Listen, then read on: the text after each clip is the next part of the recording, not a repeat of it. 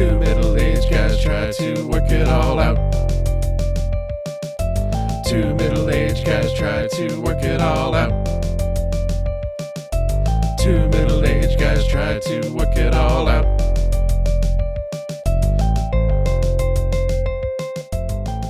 Hey everyone, welcome to Two Middle-Aged Guys Trying to Work It All Out. This is Dave, and with me, as always, and I know I always say that, and I guess you're not always with me, and if I'm doing a solo. Wow, I feel like I got really started on the wrong foot. I'm just going to go back. I'll say, with me, as usually, is my good friend... Chris. There we go. Okay. Unless you're not with me. I am here. Wow, today is such a big episode. It's hard for me to put... Really, I think the best way to deal with this episode is just to get right into it because it's so big. Yeah, it is absolutely huge. But it begs a question, and I need to ask this one question before we get into the episode because it's going to be important to our listeners.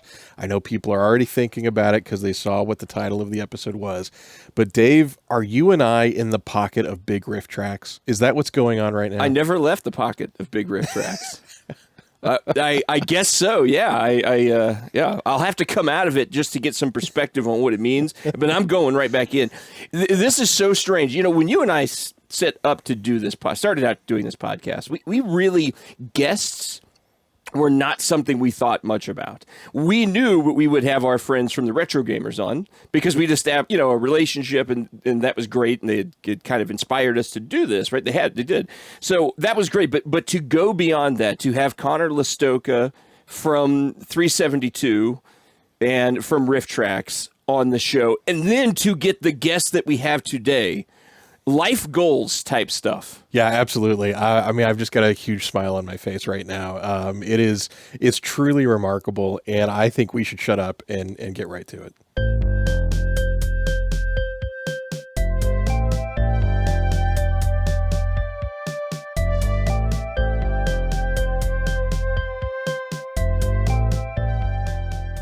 Well, folks, we've got someone with us today. So excited to bring him on. He needs no introduction, but I wrote one down, so I'm going to give it. He is an author. He is an actor of stage and screen, various sizes, head writer and human performer on a little show you may have heard of called Mystery Science Theater 3000. He's also a partner and head writer at Rifftrax, a prolific podcaster. You might debate me on the word prolific, but he has, podcasted more than once, so I would say he's pretty prolific. And he's a co-creator of the web phenom Timmy Big Hands. I'd like to introduce Michael J. Nelson to our program. Mike, welcome to Two Middle-Aged Guys Trying to Work It All Out. Thank you so much.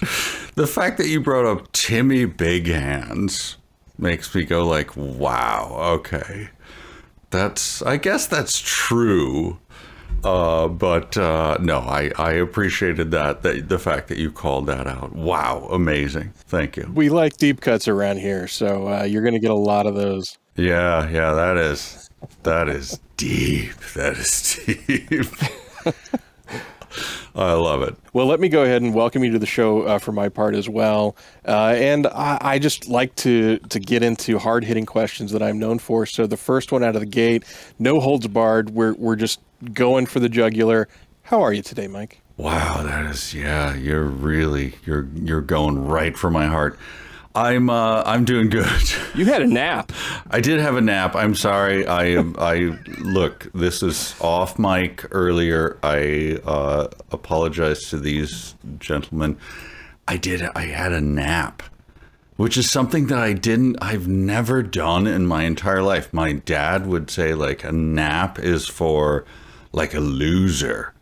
Like, what an idiot. You're going to take a nap. And so I've started napping in my 50s. So naps, everyone, right? Huh? Yep. Come on. Would he say that about naps as he strolled down the hospital halls and the critical care warden just visiting children? Hey, losers. Yeah, look at you. Napping. Yeah. What kind of crap is that? Yes, exactly. That's exactly what my dad would do. But yeah, no. I talk with my kids. Right, I have two sons, And they have the same sort of feeling. Like my one son who lives in town, he's not far away from me. He's like, hey, I took a nap the other day. I woke up and I was all sweaty and confused. I'm like, yes, exactly. Naps are evil. Like, no, they're fine. They're fine. Anyway, people nap away. Like, do like the Spanish, right? Like, eat a big meal and then nap for a couple hours, right? Hey, it worked for George Costanza. Well, I love the fact that this episode started off as a bit about napping, completely impromptu. And that kind of leads me to the first legit question I have, which is not just how are you today, but rather going way back in your past, how did you decide to pursue comedy? Oh, well, I think it was probably napping. No, it was... I back in the day, so I started as a musician and then became a comedian because it would pay money. Like if you could go and do stand-up comedy, and like, so I was like, oh, okay, I knew I did stand-up comedy. I had a high school bit with a guy that I would like play piano for him, and we'd do song parodies and stuff like that. And then in the 80s, hey, kids, the 80s, huh? We're all remembering the 80s now. I would go onto stages and win money to be like, you're the best person that did this stupid open stage. So anyway, a friend and I would do that, and I would play piano. And so that was how I started. So to get to the, just a little bit slightly beyond that, or maybe weave it into that, my understanding is, and you can correct me if I'm wrong here, but is that you did not grow up regularly churched, I think, is the way people speak about it now. I don't know if that's, if you've heard that term. And you found, Christianity later in your life. Can you tell us a little bit about that experience? Are we way off on that, or is that how it worked for you? No, you are 100% right. Yes, I grew up, I want to be precise about this. So, like, when my wife met me, I was an atheist, is what I said. And then she was like, yeah, I don't believe you, but whatever, I'll marry you anyway. And then I became a follower of Christ in my 30s, in my mid 30s, when my kids were little. And it was really like a journey of like going, I want to follow the truth. I want to be, I had a lot of issues in my life, and I just said like, yeah, I want to see, I want to actually, be truthful about this. And then I just became I was like, okay, this is the truth. Sorry, I'm stuck with it. So I became a follower of Christ in my mid 30s. So you were an established comedian. You'd done the show, or at the very end of the puppet show, right? At that point, did you look back and like, okay, well, some of my work might have to change? Did that kind of weave into your mind at all, or how did that the becoming of a Christian impact your work? Like at the moment, was it a transitional period, or did you just find a way to synchronize it all together? Yeah, good question. It was sort of difficult, like, oh boy, here we go, I'm stuck with this. But luckily we never did anything that, like, I wasn't working in an industry that caused any issues or anything. So, and then everyone I worked with was kind of like, well, we've noticed a change, but there wasn't really anything that caused it to be a thing that I had to change industries. Do you know what I mean? Yep. Like, guess maybe I should have. I don't know. but it didn't really cause an issue in terms of being a thing. Like, because luckily I wasn't doing anything that was like, I wasn't in the slave trade or anything like that. You didn't have to go home and like throw away your pornographic manuscripts that you'd been working on. Well, I guess, exactly. Guess I can't sell this one. Oh, shoot. All right. All right. I'm going to turn this slave ship around, So, no, it was it was kind of like, oh, okay, like, I think we already work in a thing that, is sort of like, we always say this as like, it's not family friendly, but the family wouldn't, like, if a member of the family came in and saw anything that I was doing, the family wouldn't go like, oh, my stars and bars, I can't believe this. No one would be shocked by it. It's like, no, it's not like a family. Do you know what I mean? I'm putting the air quotes around. Yes. I feel the air quotes. Unless that person had severe dementia and just talked like that, in which case. Yeah, that's true. Like if they could said, happen. Like, oh my, and then their monocle dropped into their martini. Yes. So. Or cream soup. Sure. Either way, that's sure. Like asparagus cream soup? Oh, definitely. Oh, yeah. Of course. I didn't know there was another. Well, so okay, so that's really that's interesting. It's an interesting take, right? You're in an art in a lane with what you had been doing with Mr. Sensi or the show, and then going forward, where you could find a way for it to just work. Curiosity: did you ever feel pressure in that environment to maybe hide your Christianity a little bit? And this includes like after moving to San Diego, Legend Films, Rifftrax.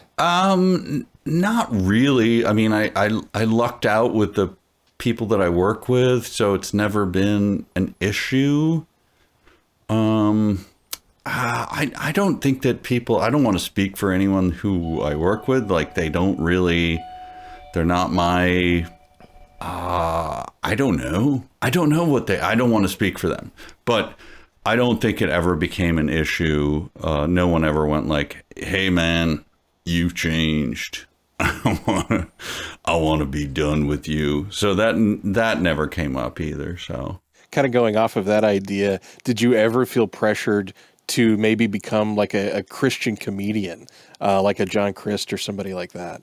Yeah, good question. No, I never did. I thought about it. There's always, it's in the back of your mind because, like my Christianity, being a follower of Christ, is like, it's the thing that you want to do the most. And then like working is the thing that follows it, right? It's like the train that follows it. So it's sort of hard to do something kind of secular, but then also like, how do I make this work with that?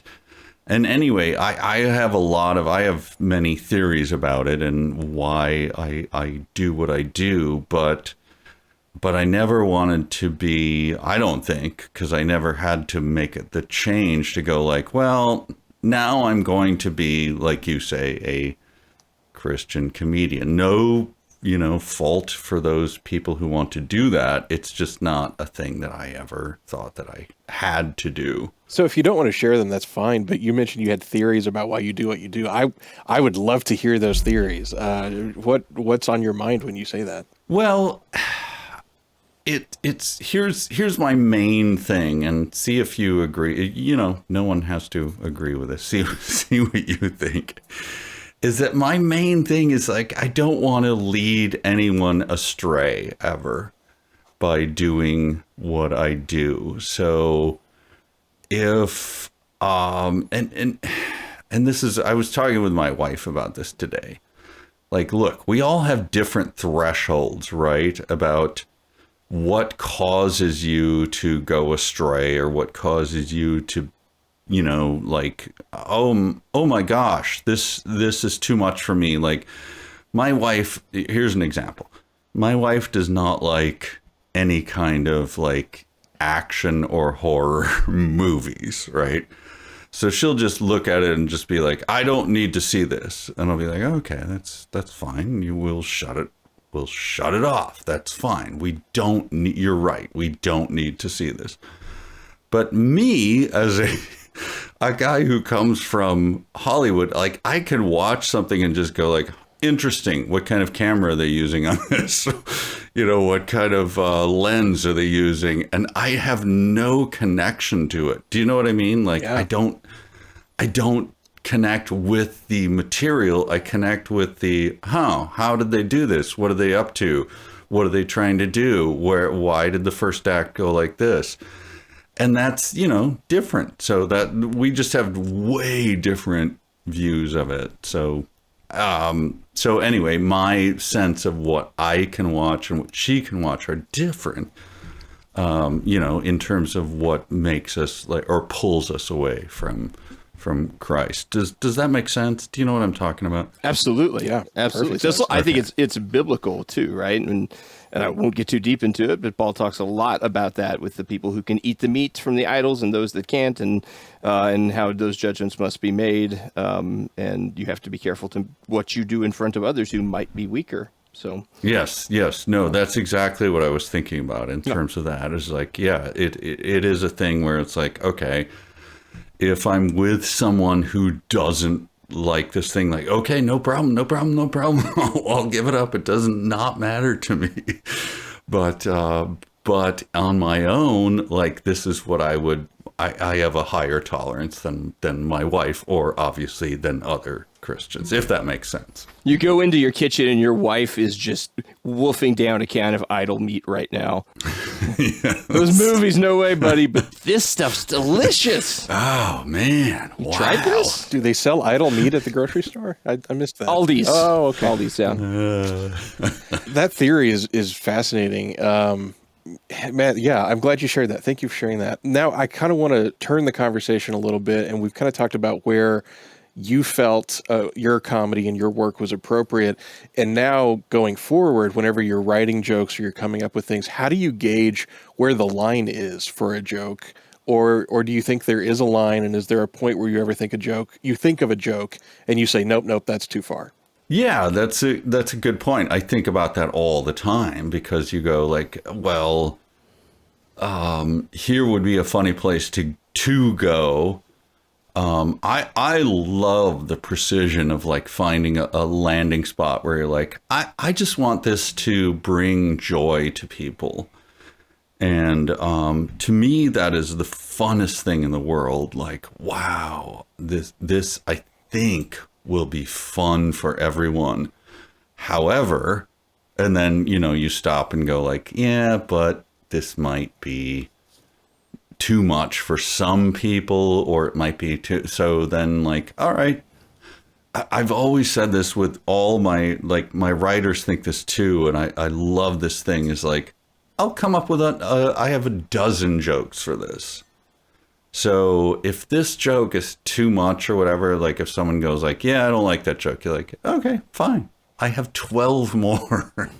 So that's kind of my philosophy about comedy as being a Christian, is like, well, I don't know, this one might offend some people. I don't mean offend in the, you know what I'm saying. It's just like, okay, we'll come up with something new. There's always something else. That's what I'm saying. So sure. And as the head writer, do you apply that judgment across all the jokes in the script, or is that something you kind of reserve for yourself? Yeah, it's something I kind of reserve for myself, because, you're working with other people, and they have different judgments and different worldviews, and you can't really, I don't know, you can't impose it on someone, even though you have standards. So there's always that thing going on. Do you know what I mean? Like, you're kind of like, absolutely. You're kind of like going like, hey, I won't go here. And I work with lovely people, so they will, give me the leeway. And then when they want the leeway, I will give them the, Yep. It's that kind of give and take. In all my years of watching Rifftrax, and I've consumed a lot, quite a few, won't get into it, but a lot, I would say that I've only had one joke that actually truly, like, oh, that kind of offended me. And so I just assumed that Connor wrote it. So I think that made myself feel better about it. I'm assuming you don't want it. Do you want to say that or not? Would you like to hear the joke? I will, and then I'll tell you, if to the best of my memory, whether or not I can remember who wrote it. Atomic Eden. I think maybe 3 years ago that came out, and there's a scene in a church, and there's some discussion around the Holy Spirit and the Holy Ghost, and I don't remember who said it, but the joke was, I always thought the Holy Spirit would look more like Slimer. And I was like, oh, I don't know about this one, guys. Well, I can assure you it wasn't me. And then the person who wrote it, it's the unforgivable sin, so they're going to hell. So, all right, I don't know who it was. Right. Well, interestingly enough, okay. Well, they're going to rot in hell, burn in hell. I don't know. What are the things that you do in hell? You either burn or rot, right? Yes. Or both. Or both. But sometimes you can hold out your hands to other people and say, hey, I need some water. There was a story like that. And the answer is, of course, no, you can't have any. That's from one of the parables. Yeah. And also it's an eternity too. That's the other thing. That's the other thing, man. Right? And I can barely tolerate like a half-hour wait at the dentist. So the DMV line, and you go like, I'm in hell. I'm like, yeah, you have no idea, man. Yeah. The DMV line lasts forever. With those like signs that they staple to the wall that like, please stand in the left line if you plan to bring your FC4 form, and you're like, man, I am in hell. But not quite. I do have a question. You have a podcast you do, or as you would describe as Christian apologetics. You are constantly apologizing for Christians. Discuss, if you would, like trees walking, and explain apologetics for folks, because it is an easy word to misunderstand. I love that even like many, many, many Christians that I talk to, I go like, yeah, I do this apologetics podcast. They go like, why do you have to apologize for Christianity? What's the problem? I'm like, no, I'm not. Apologetics is a word that just means defense of faith. It just means defending the basics of Christianity. And so I do a podcast called Like Trees Walking that I've done. I haven't done it in a while, but it's just basic apologetics. Like, hey, you got a question about Christianity? Here's the answer, or whatever. And we try to do it light and lively, and that is So and you describe yourself as Orthodox, normies, mainline Christianity. I am mainline. I am middle of the road. Reform. I'm a monergist. If you want to argue with me, we can go to the mat on that. But that's my I'm mainline Orthodox Christian. You handle only non-venomous snakes, so it's very normal stuff. Hey, look, I was with my son is in Nashville. And I was with him recently. I'm a grandfather, by the way, but my little granddaughter, and she was like playing on the floor, and I'm like, hey, are there, because it's Nashville. I'm like, are there snake handlers? And he's like, yeah, well, there's not that many, but occasionally, like, someone has to be helicoptered in because they handled a snake. And, they obviously got bit by the snake. Sure. And they have to go to, and then my daughter-in-law is she's in, medicine. So she's like, yeah, sometimes we get someone in the emergency room who's handling snakes. I'm like, again, I don't want to judge if that's what you do. It's cool. But I was like, I thought that was fiction. He's like, no, it's a real thing. It's a real deal. No, totally real. We have them here in Missouri, even Southwest Missouri. It's yeah, I think he mentioned Missouri and he mentioned Mississippi and like there's okay. All right. So it's a real deal. Bible Belt area stuff. Like Trees Walking, great podcast. You can learn a lot. It's also very funny too. And then, of course, your other podcast, I'll just mention it briefly, is 372 pages. You'll never get back. It is a very funny book club where why don't you describe it? I was about ready to do your spiel. Describe 372 for our listening audience. Well, I appreciate that. Thank you. It's a podcast where we go through books that we do not intend to like. And the basis of it was that my coworker at Rifftrax sent to me a thing that Ernest Cline wrote way back. This is like the first thing. This is why it's called 372 pages. He sent me a bit. He's like, hey, take a look at this. And it was like an Ernest Cline list of like, who doesn't like this? Like Ninja Turtles. And so it was like the worst. And he sent me and it was like, this is an author who is making a bunch of dollars. What do you think of this? And I wrote him back and it was just like, what is it? It was just pure rage. He's like, hey, how about a podcast where we put that rage on me? I was like, all right, that sounds good. So then we started the podcast, and then he would send me another book. What do you think of this book? And I'd be like,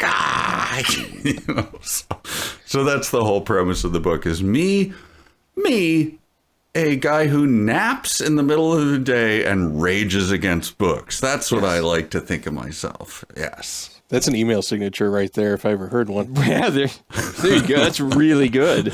Most email signatures are bad in grading, but that one I would really enjoy if I saw that come through. Great podcast. I think that the listener, I think that if you did a Venn diagram of our listeners, ours would be a very, very tiny circle.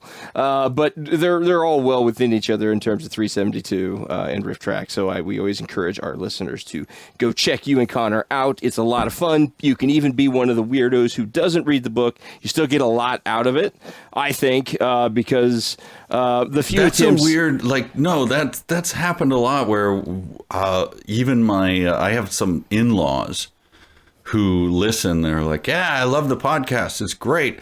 I'm like, oh yeah, what do you think of the book? Like, I don't read the books. Yeah. It's like, what? How do you?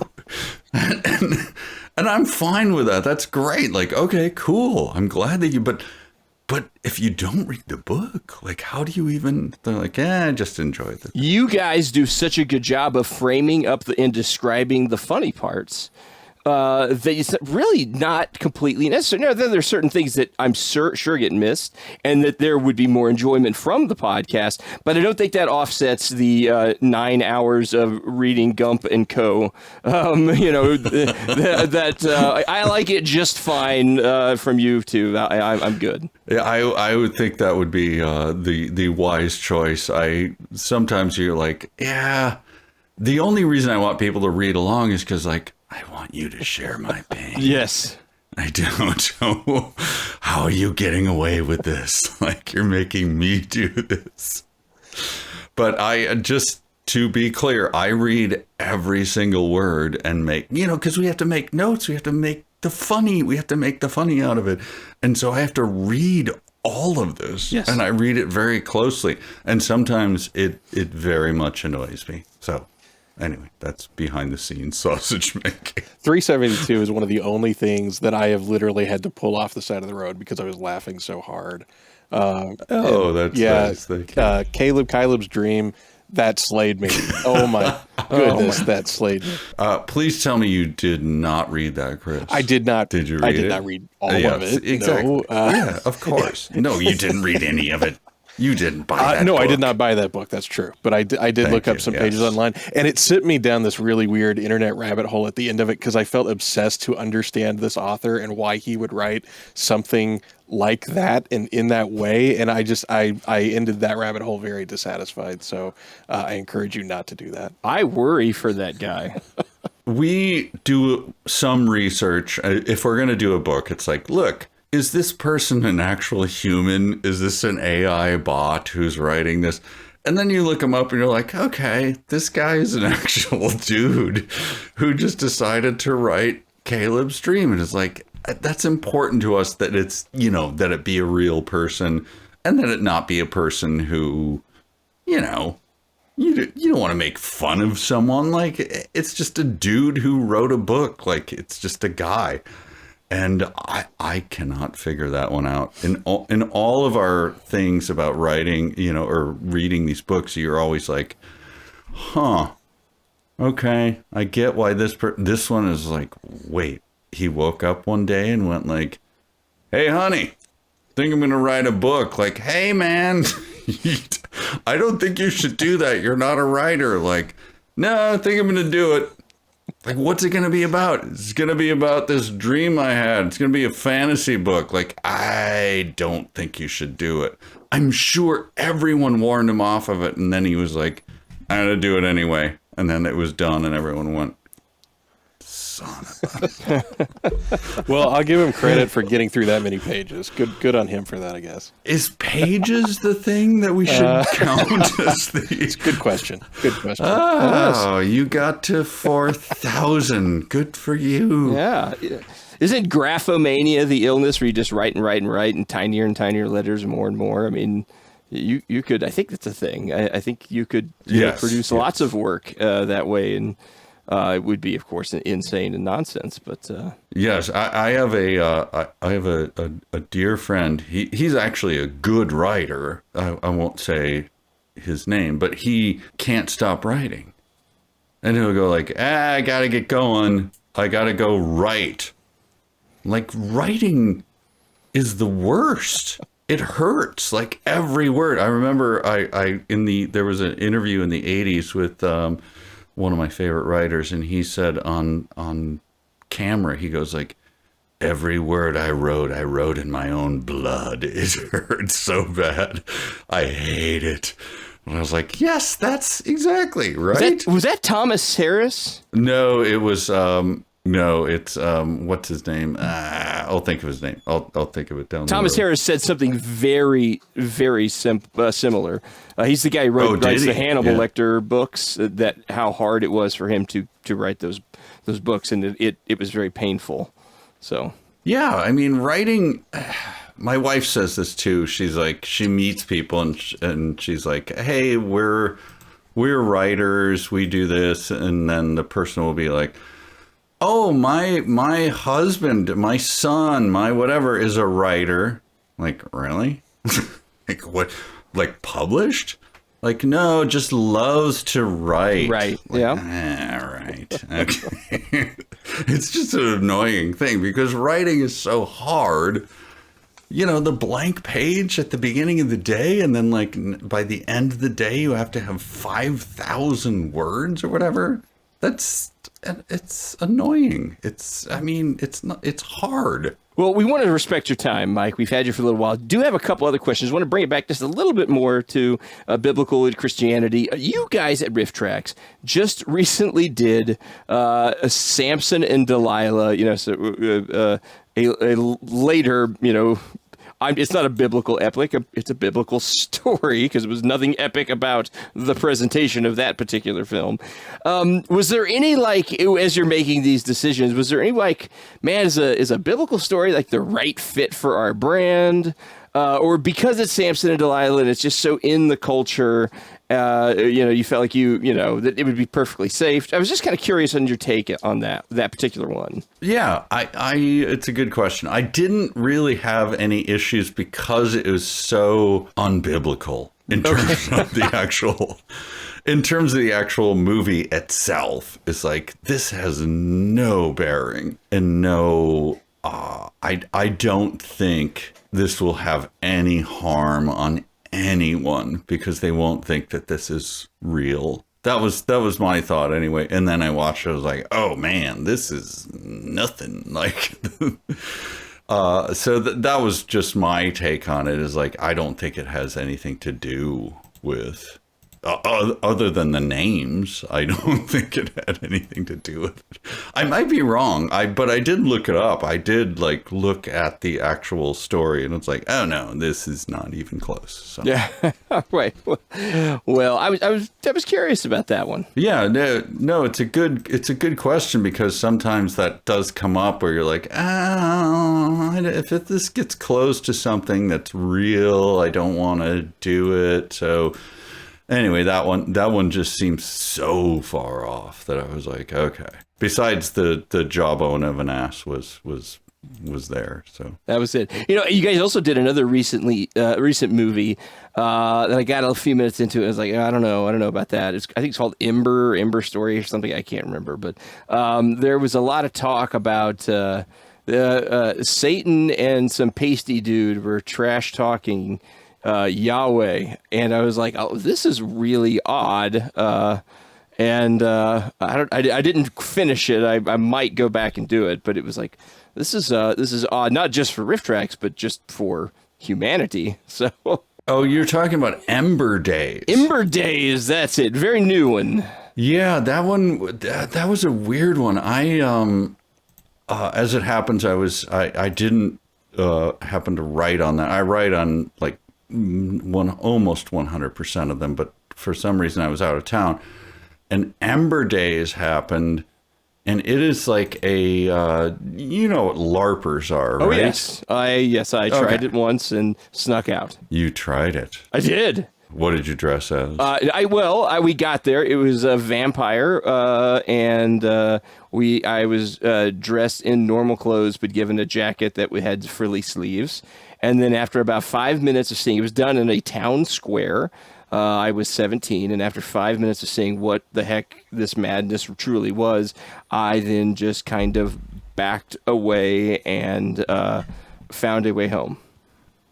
So wait a minute. So you dressed as a vampire? I was wearing my normal clothes, and they said, "Here, you got a dress." I was like, "Well, I don't." Wait, all right, hang on, back up. What are your normal clothes? My normal clothes. This was in September, so I was wearing shorts and a T-shirt. Was my normal clothes at that time. It's okay. now. Did the T-shirt have anything on it, or was it just? Sure, it was a plain T-shirt because those were the cheaper ones. Okay. And I was invited by some other folks, and they had, here's this jacket. It's got some frills. I even believe they sewed onto the cuffs a little bit and say, now you're sufficient. You can LARP along with this vampire clan. And I'm like, what the heck is going on here? And as soon as people turned their heads, I just got out because it was dark in a very large town square. And about 11 p.m., the cops came and ran everybody off anyways. So they didn't get to have their fun, really. So, Chris, have you ever LARPed? I have not. Be honest. I have not. I've tabletop role played, but I've never LARPed. Okay. All right. So you go to a town square, Dave, yes. with a T-shirt on.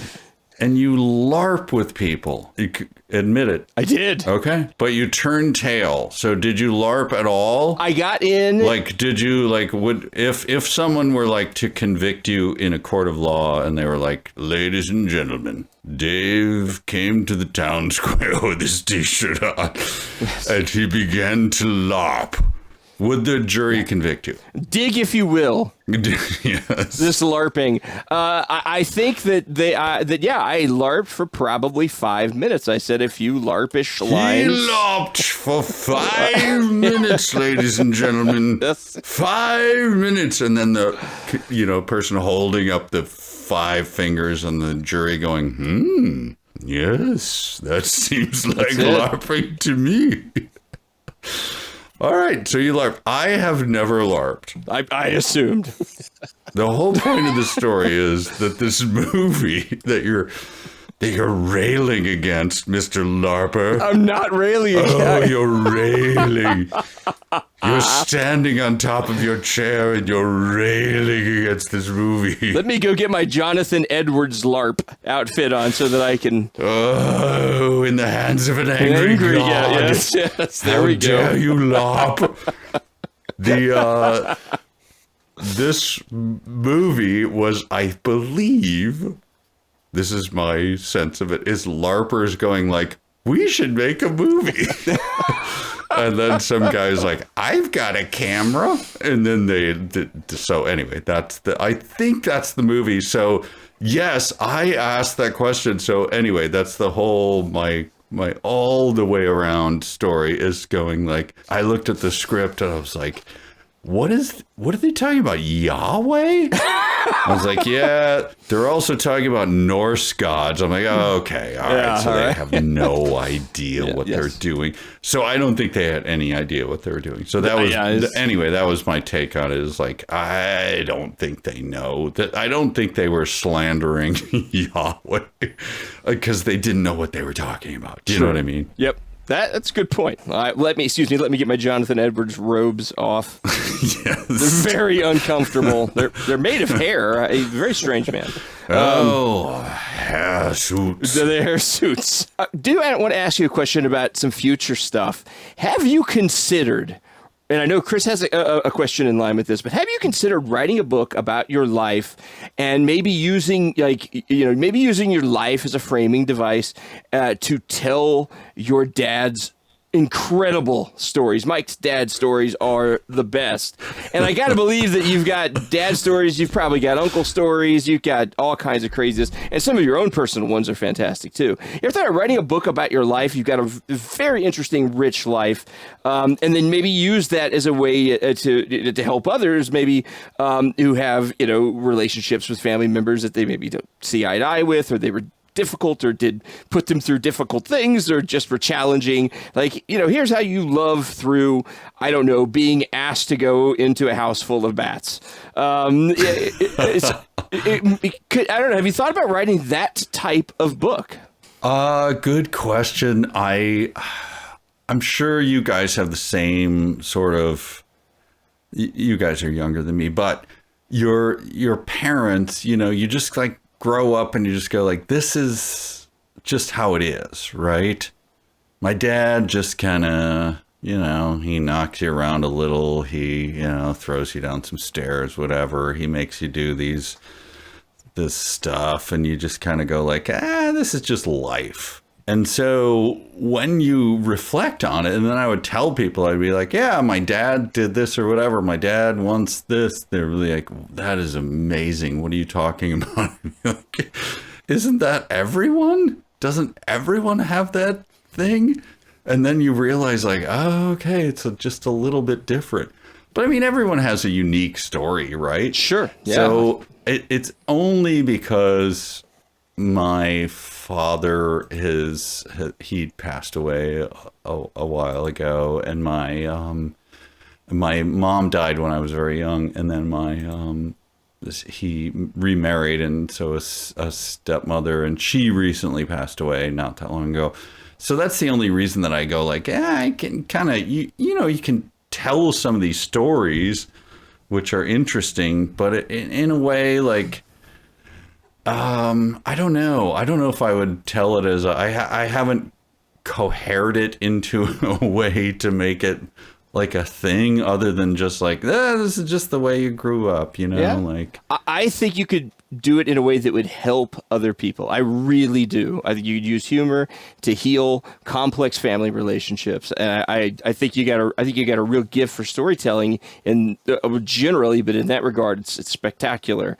I think you got something there. Well, thank you. That's interesting. And it might be at some point a way to kind of tell that story and try to lead people to Christ eventually. It's hard to know how to do that, because sometimes I talk to people, and this with other.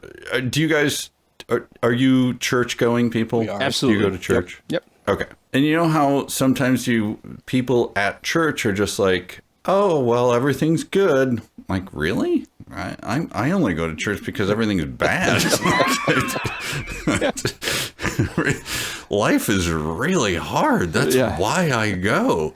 Like, I wouldn't, it's another thing that kind of floors me is that, like, people don't understand, like, hey, man, if I didn't believe this, I wouldn't go to church at all. What are you talking about? This place is the worst. It's pretty boring at times, yeah. Yes.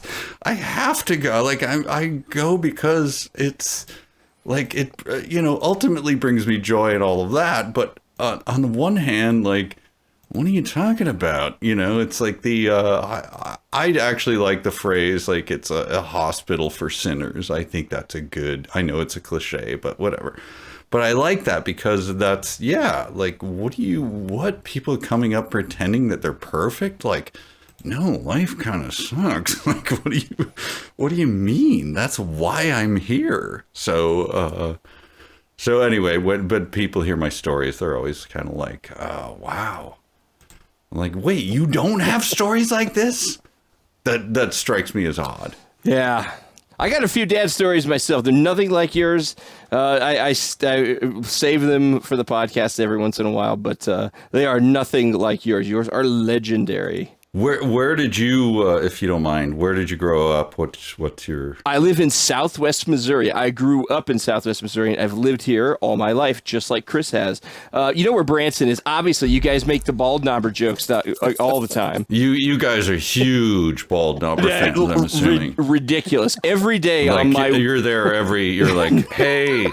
Honey, bald knobbers again. Here we go. He's gonna pull that lip over his head. That guy is hilarious. I see that billboard at least once a day when I'm driving. It's right outside my house. We live 20 minutes from Branson, Missouri, in a town called Ozark, Missouri. Incidentally, our little town of 10,000 people also has a mega church with 10,000 people that I go to. Yeah, so, and the mega church thing, it's got its own thing, and trust me, it's a bit of a hornet's nest itself. But yeah, we're very Midwestern. I was in church from the point when I was a little kid, when I totally didn't understand it, was certainly bored by it. Got out of it in my after getting married because we were adults and we could, and then realized that something was missing, and then came back, rededicated, and I'm very, very, very happy to have gone through that journey. Yeah, I will just say this, when I was in I guess it was in early high, maybe it was in grade school, whatever, junior high, whatever. My dad said, he goes like, honey, not to me. He didn't call me honey.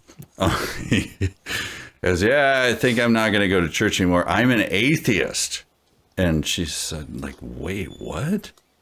And she didn't understand. And then I go like, oh, yeah, me too. Yeah. Wait, I don't have to go?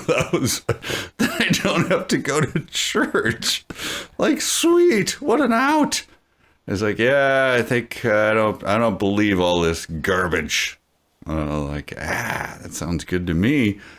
And so my dad opened the port for me, and then so into my into my 20s and 30s, I was just like, yep, atheist. And I was the worst atheist. I'm terrible at it. Like, I have a friend who, like, look, if there's a good atheist argument, I want to hear it, because I do want to be an atheist, but I just can't. But I can't because I'm stuck with the truth. Like, it's right. It's one of my favorite. I say my philosophy is one part of it is Faulty Towers. There was in Faulty Towers once, the wife comes up to him and he's like writing this menu. He's got to do all this thing, the whole shtick. And she goes like, "What are you doing?" And he goes, I don't know. Maybe it's a dream." And then he bangs his head on the counter and he goes, "Nope, we're stuck with it." And that's my philosophy of life, is like, hey, the truth may hurt, but we're stuck with it. That's true. And that's why I'm a Christian. But if someone could talk me out of it, okay, sounds good. I don't think you can, But if you can, good on you. If you're an atheist with a good argument, I just haven't heard them yet. In your Comedy Central, Comedy Channel, whatever days, did you ever meet Penn Jillette, who is known for his ability to argue for atheism? I did. I met him. We didn't get into that. He seems a decent guy, and at least like he's probably persuadable. I don't know. Maybe. I haven't seen him lately or anything, but I don't know. There's some people who protest too much are the ones who you go like, I think C.S. Lewis said that once, like, pagans, they're convertible.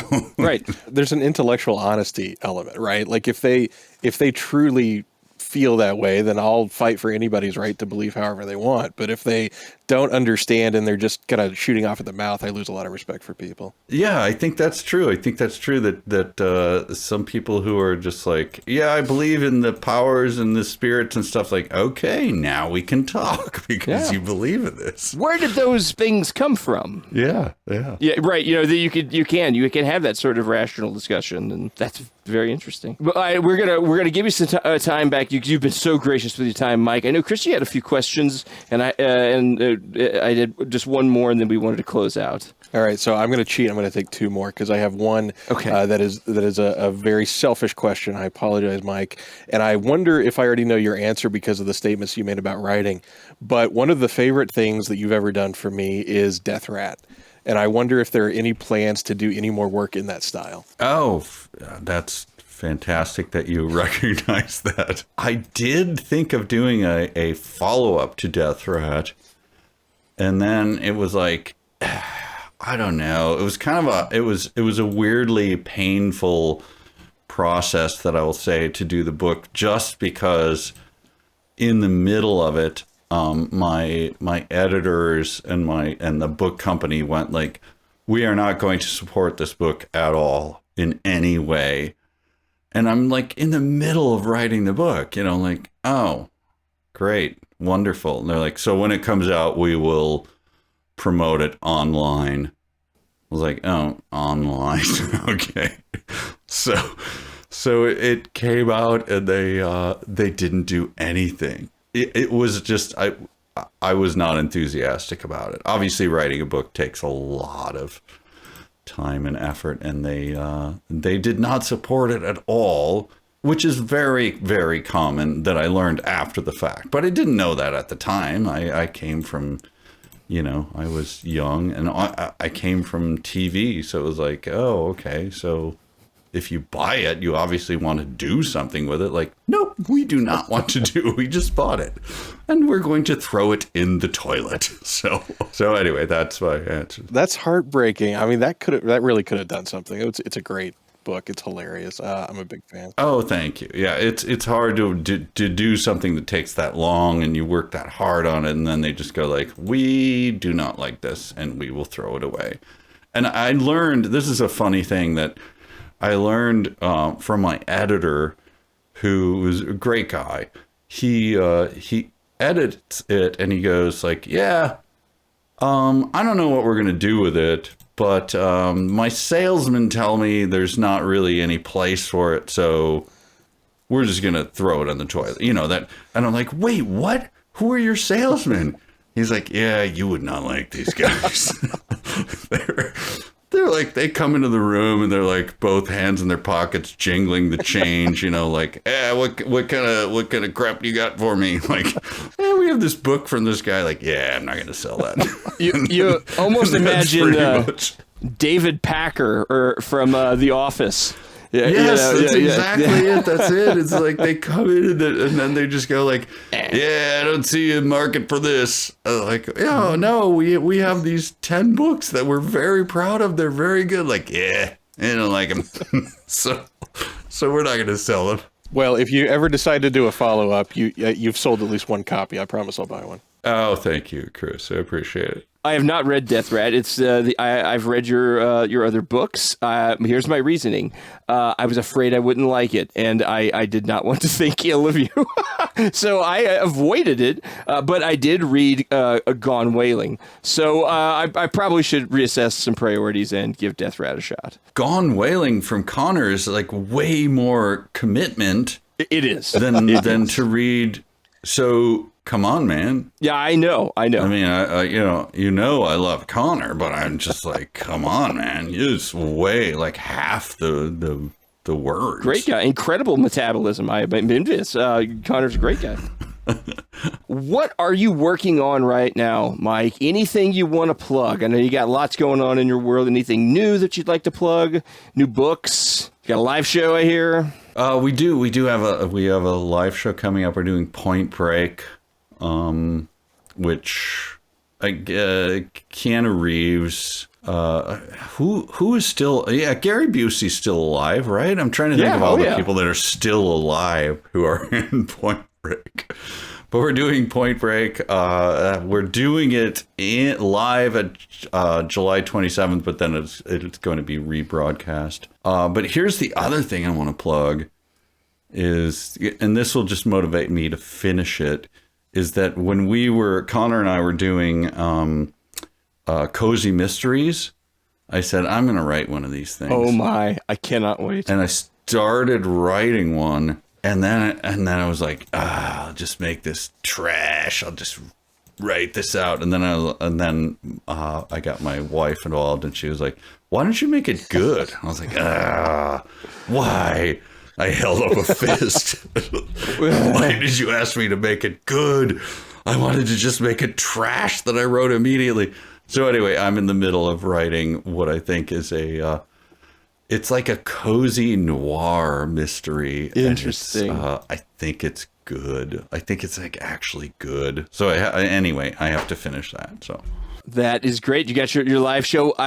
Unfortunately, around here, our Regal's closed, so we don't get to see the shows.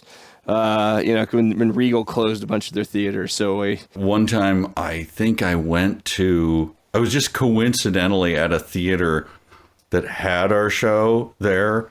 They had it. I'm putting also in scare quotes. I like doing this scare quotes with my voice. And and we walked in. We were like going to see some other movie. We were like, hey, do you have that Rifftrax thing? They're like, yeah, I don't know. It's back there by the dripping oil can by the engine that, and it was like, and then we walk back there. They're like, yeah, I don't think we're going to actually show it. Oh my gosh. It was like the worst. I was like, well, wait, do you have it or not? They're like, I'm not sure. Hey, Ron, do we have that piece of crap movie? Oh my God. Like, wait a minute. Is this our customer experience on the ground floor? It was terrible. So anyway, I will tell you, mid-Missouri, Springfield, Missouri, the heart of the Ozarks, when our Regal was open, I would go to the live shows, and they were packed. I mean, like 3/4 of the way full of their largest auditorium. So you've got a great fan base here in Southwest Missouri. Including the bald knobber guy. He was there. He did the pre-show. Got everybody warmed up. Pull his lip fully over his head. Fully over it to the back of his neck. I mean, I've never seen anything quite like it. And the crowd just like, wow, it was standing nuts. Ovation. Yes, it was nuts. It was nuts. And then a Presley came in and shot him. Oh. If you don't know Branson lore, you wouldn't get that, the ball knobbers and the Presleys. But yeah. All right, Mike. Well, I have one last question, and you've been so kind to not only talk to us about religion and theology, but also about some of the secular comedy work that you've done. We really appreciate that. Sure. But we want to end on a religious question, and this is completely legitimate. And Dave challenged me to do this in the voice of James Lipton, but there's no way I could come anywhere close to your James Lipton impression. So I'm just going to ask the question: does God have a sense of humor? I mean, he has to, right? I mean, we have a sense of humor. He has to, I would think. Although I wonder, I've always thought, like, what kind of jokes would God tell? And then they would be like, it would be really bad. Like, it would be like, hey, God here. You hear the one about, and it's like, no, I don't want to, no. Not that kind of joke. Like my friend told the other night, it was like, he goes, oh, I know you don't want to hear this. I'm like, well, I'm from the world of stand-up comedy. I don't want to hear like a guy walks into a bar, that kind of joke. I'm like, I'm just not interested. Like, and then at the end of it, like the punchline, and I walk away and go, and he goes like, you didn't like that? I guarantee you right now, Norm and God are doing OJ jokes in heaven together. Because those are the best. Yeah. God's going like, I got you one better there, Hey, it's my lucky stabbing hat. Well, thank you so much. I'm firmly in the camp that God has a sense of humor, so I'm with you on that. And, I don't want it to be lost. I'm not going to like go Chris Farley on you or anything, but I do not want it to be lost on you how massive fans we are of your work. Yes. And it has meant so much to us, not only growing up, but it Mystery Science and the work that you've done is one of the pinnacle things that I cite whenever someone asks me, where did my sense of humor come from? So thank you so much for doing this. It's been an absolute thrill to talk to you. Oh, thank you, Chris. I appreciate that. Yeah, that's very nice. I'm an executive for a pharmaceutical distribution company, and what we're doing right here is way more important than anything I've done in the last 15 years. So I hope no one I work with hears that. Dave, what kind of pharmaceuticals? Come on, let's get into it. Well, you've seen Breaking Bad. No. Mostly laxatives. No, I'm joking. I can't get into that. No, I understand. I wish it were laxatives. Oh, I know. I'm sure they're part of our. I'm like Connor in that. I'm like Connor in that I read a lot of words but say very few of them because I don't like to talk with $5 words if I can avoid it. But I just did and stepped in it. So, yeah. One time, I'll end on this. This is when I was a little kid. The teachers were around, and I said, like, "Wow, that is an interesting width, width," and they went, "Interesting that this child knows that it means the width, but he does not know." And they started talking about it. I was like, "Hey, man, I'm right here." I was like, just tell me how to pronounce the word. I've seen it. Now I know what it means. And they're like, they were stroking their chins. And I was like, you guys that's kind of a dickish behavior. It is. I'm right here. And they're like, the child understands the word, but does not know how it is used and how it is pronounced. Like, all right, calm down. Thank you so much, Mike. Mike Nelson, Rifftrax 372. And I'm just going to say it. I believe, now that Norm's gone, the funniest man alive, Mike Nelson. Thank you so much for coming on the show. Oh, my pleasure. Thank you so much, guys. I'm sitting here after that interview, and I still can't believe it happened. I know. So surreal. Well, and I know some new word, monergism. Monergism, absolutely. We got a lesson in theology from the puppet show guy, who I joke about that. Oh, well, we know I knew he was incredibly intelligent going into this. Really, actually surpassed any expectations that I might have had. Like how thoughtful he was about coming into this whole subject. Absolutely. And, I'm going to spoil the magic of podcasting for some people out there right now. But this part that you're listening to now, we actually recorded after we talked to Mike. And so I've had the chance to go and look up what monergism is, and that compared to synergism. These were new concepts to me. Of course, me being a member of the Church of Jesus Christ of Latter-day Saints, that's not theology that we get into with those words. So I had to look it up. I had to learn something, and I came away more educated. Thank you, Mike, if you're listening to this outro. That was eye-opening, and I really enjoyed our discussion. And it makes me want to have you back so that you can explain it in your words what that means to you. I think that would be a fascinating discussion. And I knew monergism, the concept, not from that term. I'd never heard that term before, but I knew it by the framing of the Calvinism versus Arminianism, not Arminianism. Nothing wrong with being Arminian. It's just not the same as being an Arminianism. I don't know. I maybe not said that right.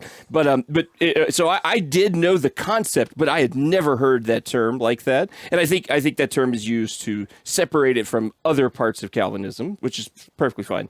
But wow, I mean, we really got a nice lesson, and then he also got me to admit I did a LARP. Yes, convicted you in a court with a trial of your peers. Yes. Yep. I confess, I played 5 minutes of the vampire game until I got very bored and a little weirded out and then wandered off. But thank you, Mike, so much for Yes. doing that, for giving us your time. And I can't believe that we talked to Michael J. Nelson. Yeah, we're obviously big, lifelong fans, even though he's only a few years older than us. He was only 10 when he did Mystery Science Theater. He was a very young man with a large head. But Yeah, and he knew so many references as a 10-year-old. So, Chris, if, I'm not saying request guests and we'll get them because that's probably not going to happen. But, hey, if we were able to get Mike Nelson, I don't know who else we might, sky's the limit. Next week, Josh Brolin is going to be on the show. I have had to file a restraining order against Tom Cruise. He just won't I'm stop. like, we're not ready to have you on the podcast. It's a mess. But, hey, that's what fame brings. What can I say? Denis Villeneuve, the Spanish cousin of director Denis Villeneuve, I don't know, will not be on anytime soon. Oh, that's I would love to ask him about Christopher Walken, why he felt the need to ruin the movie with him, but I want his tostada recipe. I think that would really that would make me happy.